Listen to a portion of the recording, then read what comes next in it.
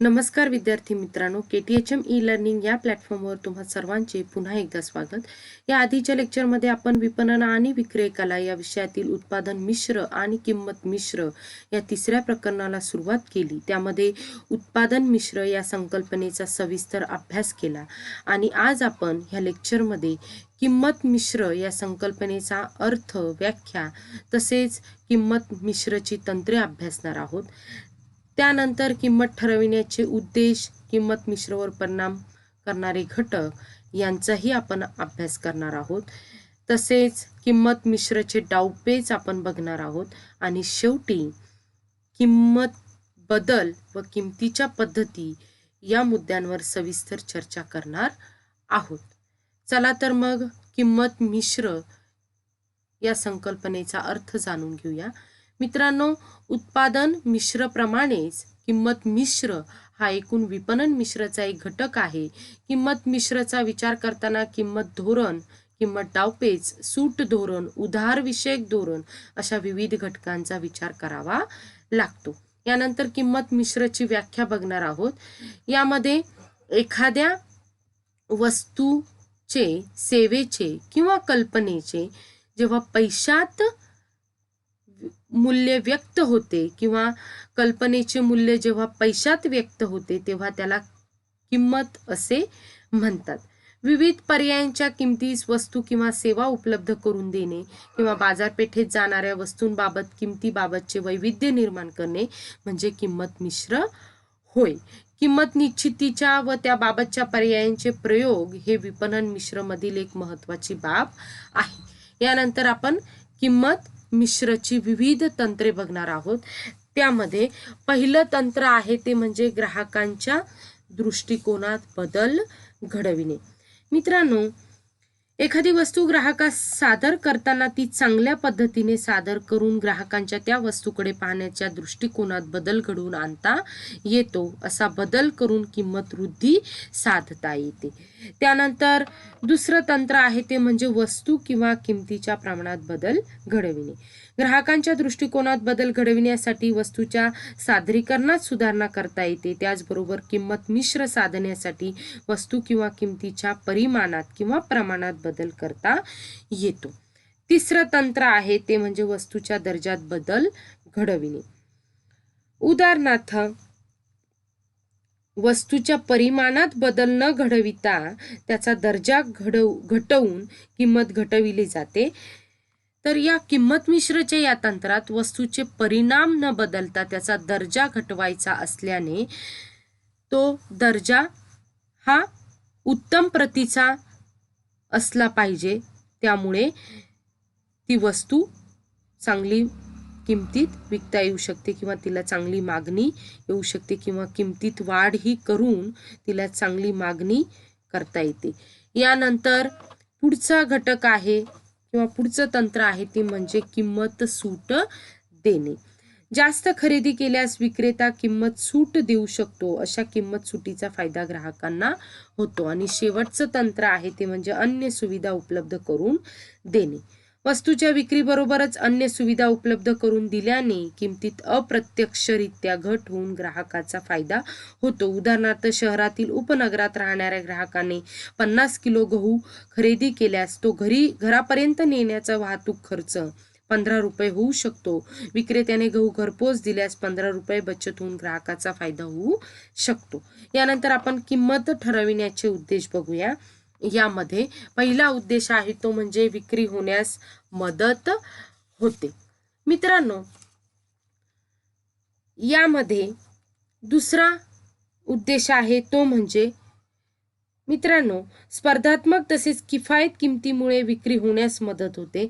त्यानंतर दुसरा उद्देश आहे उत्पादन खर्च भरून आवश्यक नफा मिळविता येतो. तिसरा उद्देश आहे बाजारातील चढ उतारांचा मालाला प्रभावीपणे सामना करता येतो. पुढचा उद्देश आहे तो म्हणजे उत्पादित माल ग्राहकांमध्ये लोकप्रिय होऊन बाजारात दीर्घकाळ टिकाव धरून ठेवता येतो. पुढचा उद्देश आहे वाढत्या व्यावसायिक स्पर्धेला सहजपणे सामोरे जाता येते. आणि किंमत ठरविण्याचा शेवटचा उद्देश आहे तो म्हणजे मालक, भागधारक, गुंतवणूकदार, मनुष्यबळ यांना योग्य तो परतावा किंवा मोबदला देता येतो. यानंतर आपण किमतीवर किंवा किंमत मिश्रावर परिणाम करणारे घटक बघणार आहोत. त्यामध्ये पहिला घटक आहे तो म्हणजे उत्पादन खर्च. तर उत्पादन खर्च हा किंमत मिश्रावर परिणाम करणारा अत्यंत महत्त्वाचा घटक आहे. उत्पादन खर्च ठरविताना कोणते घटक लक्षात घ्यावेत यावर तज्ज्ञांमध्ये एकमत झालेलं नाही. मात्र उत्पादन खर्च भरून निघेल एवढी कमीत कमी किंमत ठेवणे व्यवसाय संस्थेस भागच असते. उत्पादन खर्चात होणाऱ्या बदलानुसार किंमत मिश्रमध्येही बदल करावा लागतो. पुढचा घटक आहे विपणन उद्दिष्टे. प्रत्येक व्यवसाय संस्थेची स्वतःची विपणन उद्दिष्टे निश्चित केलेली असतात. उदाहरणार्थ विशिष्ट विक्री प्रदेश काबीज करणे, विशिष्ट प्रमाणात विक्री घडविणे, स्पर्धकास आक्रमक उत्तर देणे, विशिष्ट मर्यादेत विशिष्ट नफा मिळविणे इत्यादी या उद्दिष्टांचा परिणाम किंमत मिश्रावर होतो. त्या काळातील महत्त्वाच्या विपणन उद्दिष्टानुसार किंमत धोरणावर आणि पर्यायाने किंमत मिश्रावर परिणाम होतो. तिसरा घटक आहे उत्पादनास असलेली मागणी. यामध्ये उत्पादन खर्चानंतरचा मागणी हा किंमत मिश्रावर परिणाम करणारा महत्त्वाचा घटक आहे. वस्तूला असलेली मागणी किंमत मिश्रावर परिणाम करू शकते. उदाहरणार्थ वस्तूस खूप मागणी असेल तर तिच्यात किंमत वृद्धी घडवून आणता येते. या उलट वस्तूस मागणी नसेल आणि मागणी निर्माण करावायची असेल तर वस्तूची किंमत खूपच कमी, ग्राहकांना आकर्षक वाटेल अशी ठेवावी लागते. किंमत मिश्रावर परिणाम करणारा पुढचा घटक आहे तो म्हणजे स्पर्धा. बाजारपेठेतील स्पर्धा हा सुद्धा किंमत मिश्रावर परिणाम करणारा महत्त्वाचा घटक असतो. बाजारपेठेतील स्पर्धेचा विचार करून किंमत मिश्राबाबतचा निर्णय घ्यावा लागतो. तसेच पुढचा घटक आहे वितरण मार्ग. वितरण मार्गाची लांबी, मध्यस्थांचा दृष्टिकोन व मध्यस्थांना दिले जाणारे कमिशन या सर्वांचा किंमत मिश्रावर परिणाम होतो. आणि शेवटचा घटक आहे शासकीय नियंत्रणे. शासकीय धोरणांचाही किंमत मिश्रावर परिणाम होतो. विविध कर, किंमत नियंत्रण आदेश, ग्राहक न्यायालयाच्या भूमिका या सर्वांचा किंमत मिश्राच्या निर्णयावर परिणाम होत असतो. यानंतर आपण किंमत मिश्राचे डावपेच बघूया. यामध्ये पहिला डावपेच आहे मलईदार धोरण. याला स्किमिंग या इंग्रजी शब्दाचा मराठीत अर्थ साय काढणे किंवा मलई काढून घेणे असा होतो. ज्या उत्पादनासाठी बाजारपेठेत स्पर्धा तीव्र नाही त्या उत्पादनाची किंमत जास्त ठेवायची व नंतर स्पर्धक बाजारात येऊ लागल्यावर हळूहळू ती कमी करायची असे या धोरणात अभिप्रेत आहे. स्पर्धक बाजारपेठेत येण्यापूर्वी नफारूपी किंवा साय किंवा मलई विपणनकर्त्यास प्राप्त होते. त्यानंतर शिरकाव धोरण. यामध्ये बाजारपेठेत एखाद्या वस्तूला स्वतःचे स्थान प्राप्त करून घेण्यासाठी सुरुवातीस किंमत कमी ठेवली जाते. बाजारपेठेतील हिस्सा काबीज करण्यासाठी हे डावपेच लढविले जातात. बाजारपेठेत शिरकाव करण्यास हे धोरण मदत करते. तिसरा आहे ते म्हणजे वैचित्र्यपूर्ण किंमत मिश्र धोरण. काही विशिष्ट वस्तूंच्या किमती तऱ्हेवाईक पद्धतीने विषम किंवा विचित्र पद्धतीने ठरवितात. उदाहरणार्थ शर्टची किंमत 150 रुपये, बुटाची किंमत 350 रुपये, दुधाची किंमत 55 रुपये अशा पद्धतीने. त्यानंतर पुढचा डावपेच आहे मानसशास्त्रीय किंमत मिश्र धोरण. मित्रांनो, वैचित्र्यपूर्ण किंमत मिश्र धोरणाच्या बरोबर उलटे असे हे मानसशास्त्रीय किंमत मिश्र धोरण असते. या पद्धतीत वस्तूंच्या किमती सम पद्धतीने व्यक्त केले जातात. उदाहरणार्थ 50 रुपये, 100 रुपये, 150 रुपये इत्यादी या किमती ग्राहकांच्या मानसिकतेला आवाहन करतात असे गृहीत धरले जाते. यानंतर स्पर्धात्मक किंमत मिश्र धोरण.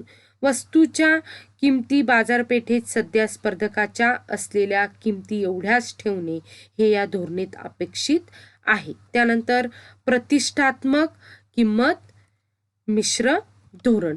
यामध्ये आपल्या उत्पादनाला प्रतिष्ठा निर्माण व्हावी किंवा प्राप्त व्हावी म्हणून काही उत्पादनाच्या किमती उच्च ठेवण्याचे उत्पादकाचे धोरण असते. स्पर्धक उत्पादकापेक्षा व वस्तूला उपलब्ध असलेल्या पर्यायांच्या किमतीपेक्षा विपणन करता आपल्या वस्तूच्या किमती उच्च पातळीवर ठेवतो. यानंतर स्थिर किंमत मिश्र धोरण. एका विशिष्ट काळासाठी वस्तूच्या किमती निश्चित ठेवणे हे या धोरणात अभिप्रेत असते. किरकोळ विक्रेते या पद्धतीचा विशेष करून अवलंब करतात. जर बाजारपेठेतील परिस्थितीमुळे किमतीत बदल झाले तर मालाच्या दर्जात बदल करून किमती आहे त्याच पातळीवर टिकवण्याचा प्रयत्न केला जातो. यानंतर बोधमूल्यात्मक किंमत मिश्र धोरण. वस्तूबद्दल ग्राहकांच्या मनात काही बोधात्मक मूल्य जाणीव निर्माण करण्याचे प्रयत्न विपणनकर्ते करतात. या मूल्यात्मक जाणीवेच्या आधारे किंमत मिश्र धोरण आखले जातात. उदाहरणार्थ, रस्त्यातील एखाद्या गाडीवर मिळणारा बटाटे वडा 10 रुपये किमतीचा असतो. हाच वडा उपहारगृहात 15 रुपये तर उत्तम प्रतीच्या हॉटेलमध्ये 25 रुपये. या ठिकाणी उपभोग घेण्याची ठिकाणे बदलतात व या सर्व ठिकाणांना एकमेकांच्या तुलनेत काही मूल्य प्राप्त झालेले असते. या मूल्यांच्या आधारावरच किमतीत बदल होत जातो. यानंतर प्रदेशवार किंमत मिश्र धोरण. उत्पादक यामध्ये आपल्या उत्पादनांच्या प्रदेशवार किंमत निश्चित करतो. उदाहरणार्थ, एखाद्या विशिष्ट वस्तूची उत्तर भारतातील किंमत दक्षिण भारतातील किमतीपेक्षा वेगळी असते. अनेकदा उत्पादक विशिष्ट बिंदूसाठी विशिष्ट किमती निश्चित करतात. या ठिकाणाहून बिंदू वस्तू वाहून नेण्याचा खर्च मात्र ग्राहकास करावा लागतो. आणि शेवटचं भेदात्मक किंमत मिश्र धोरण. भिन्न भिन्न ग्राहकांना जेव्हा एकाच वस्तूची भिन्न भिन्न किंमत आकारली जाते तेव्हा भेदात्मक किंमत मिश्र धोरणाचा अवलंब केलेला असतो. यानंतर आता आपण किंमत बदल हा महत्वाचा पॉइंट बघणार आहोत. यामध्ये 2 घटक दिलेले आहे, किमतीत घट आणि किमतीत वाढ. मित्रांनो, किमतीत घट हा पहिला मुद्दा बघूया. जेव्हा उत्पादक आपल्या उत्पादन क्षमतेचा पूर्ण वापर करू शकत नाही, उत्पादन क्षमता अतिरिक्त असते, तेव्हा विक्री वाढवून उत्पादन वाढवण्यासाठी किंमत घट केली जाते. त्यानंतर बाजारपेठेतील तीव्र स्पर्धेमुळे जेव्हा उत्पादकाच्या विक्रीवर परिणाम होऊन त्याचा बाजारपेठेतील विक्रय हिस्सा कमी होते तेव्हा वस्तूच्या किमतीत घटविणे आवश्यक असते. तसेच सक्षम व सामर्थ्यवान उत्पादक स्पर्धेतील तुलनेने कमकुवत स्पर्धकांवर मात करण्यासाठी उत्पादनाच्या किमती घटविल्या जातात. या पद्धतीने ते स्पर्धकाला नामोहरम करून बाजारपेठेतील आपले स्थान घट्ट करतात. त्यानंतर जाहिरात खर्चात बचत करून विक्री वृद्धी साधण्यासाठी किंमत कमी केली जाते. जर उत्पादन क्षमता नजीकच्या काळात वाढवायची असेल तर तिचा लगेचच वापर करता यावा या दृष्टीने आधीच किंमत घट करून विक्री वाढविली जाते. त्यानंतर बाजारपेठेची व्याप्ती वाढविण्यासाठी किमतीत घट केला जातो. यानंतर किमतीत वाढ. मित्रांनो, अनेकदा उत्पादन खर्चात वाढ होते किंवा वाढ होण्याची शक्यता असूनही किमतीत वाढ करावी की नाही असा प्रश्न उत्पादकांसमोर पडतो. किमतीत वाढ केल्याने वस्तूच्या मागणीवर बाजारपेठेतील हिस्सांवर काय परिणाम होईल याचा अंदाज घ्यावा लागतो. किंमत वाढीची कारणे दिलेली आहे ती म्हणजे कच्चा माल, कामगारांचे वेतन यांच्या खर्चात वाढ होणे किंवा यंत्रसामग्री महागणे किंवा इंधन महागणे यामुळे उत्पादन खर्चात होणाऱ्या वाढीमुळे किंमत वाढ करणे अपरिहार्य बनते. जेव्हा पुरवठ्यापेक्षा मागणी वाढते तेव्हा सुद्धा किमतीत वाढ होते. विक्रेते उत्पादक अशा वेळी किंमत वाढ करून बाजारपेठेतील मलाई मिळवण्याचा प्रयत्न करतात. यानंतर आपण किमतीच्या पद्धती बघणार आहोत. यामध्ये मुख्य 3 पद्धती आहेत. त्यामध्ये उत्पादन खर्चाशी संबंधित पद्धत, दुसरी आहे स्पर्धात्मक आधारावरील किंमत पद्धत आणि ग्राहकानुरूप भिन्न भिन्न किंमत. त्यामधील उत्पादन खर्चाशी संबंधित पद्धतीमध्ये पहिली पद्धत आहे ती म्हणजे पूर्ण उत्पादन खर्च. मित्रांनो, या पद्धतीत उत्पादक उत्पादनासाठी होणाऱ्या एकूण खर्चाचा अंदाज करतो आणि त्यात उत्पादन संस्थेस अपेक्षित असणारा नफा मिळवितो. खरे तर ही किंमत ठरविण्याची अगदी जुनी व प्राथमिक पद्धत आहे आणि बहुतेक सेवा किंवा प्रकल्पाच्या बाबतीत हीच पद्धत किंमत ठरविण्यासाठी अवलंबिली जाते. यानंतर सीमांत खर्च. तीव्र स्पर्धा असलेल्या व मोठमोठ्या स्पर्धकांची उपस्थिती असलेल्या बाजारपेठेत उत्पादक आपल्या वस्तूची किंमत ठरविण्यासाठी ही पद्धत वापरतो.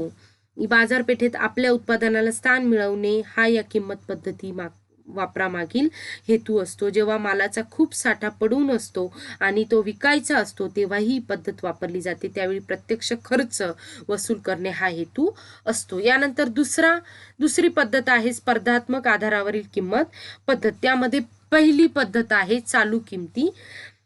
मित्रांनो, स्पर्धकांच्या सध्या ज्या किमती आहेत त्याच किमती आपल्याही वस्तूसाठी ठेवल्या जातात. त्यामुळे उद्योगांतर्गत किंमत युद्ध भडकत नाही. अर्थात बाजारपेठेतील स्पर्धकांच्या सध्याच्या किमती अवास्तव व चुकीच्या असतील आणि तेच किंमत धोरण स्वीकारल्याने स्वीकारता व्यवसायासही त्याचा फटका बसू शकतो. शिवाय अशा पद्धतीने किंमत ठरविताना ग्राहकांच्या अपेक्षा, क्रयशक्ती यांचा विचार केला जात नाही. दुसरं आहे ते म्हणजे स्पर्धकापेक्षा अधिक किंमत.